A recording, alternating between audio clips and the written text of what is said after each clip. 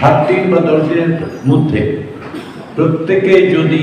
এই 1.5 লাখের মতো শিক্ষার্থী 5 জন করে তাতে 6 লাখের বেশি লোকের কাছে পৌঁছানো যায়, তাই তো?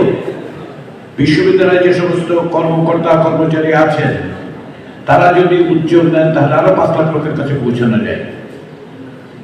এবং তাদের মাধ্যমে আপনারা নিঃসন্দেহে কয়েক লক্ষ লোকের কাছে আগামী 7 দিনে পৌঁছানো যাবে। যেহেতু আপনারা বলছেন দেরিতে শুরু হয়েছে,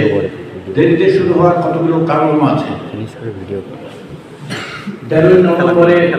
আদেশ জারি করা হয়, পরবর্তী সময়ে প্রস্তুতি নিয়ে প্রচার অভিযান শুরু করতে হয়েছে সে কারণে, এবং যেহেতু আপনাদের উপরে আস্থা এবং বিশ্বাস আমরা রাখি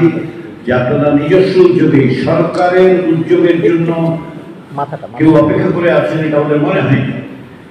সে কারণেই আমরা আশা করছি, এখনো করছি আশা যে সরকার কি করবেন, সরকার কতটা প্রচার করবেন তার উপর নির্ভর না করে আপনারা প্রত্যেকে উদ্যোগ দিন। বিশেষ করে যারা জুলাই যোদ্ধা আছেন এবং এর বাইরেও যারা গণঅভ্যুত্থানের সঙ্গে বিভিন্নভাবে যুক্ত ছিলেন তারা, এবং আমি বিশেষ করে বিশ্ববিদ্যালয়গুলোর উপাচার্য সময়ের কাছে আকুলভাবে আবেদন করতে চাই